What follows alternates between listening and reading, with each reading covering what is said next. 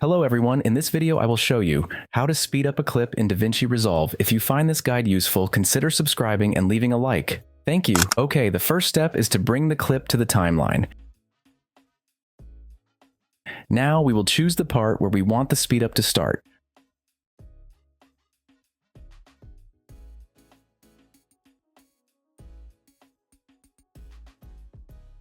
Right-click on the clip, retime controls.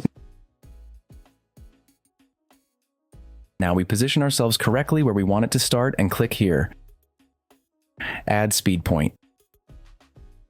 Now we will choose the position where we want the clip to end. Click here, add speed point. If we hold down this and move it to the right, this part of the clip will be slowed down. But if we move it to the right, this part of the clip will become faster.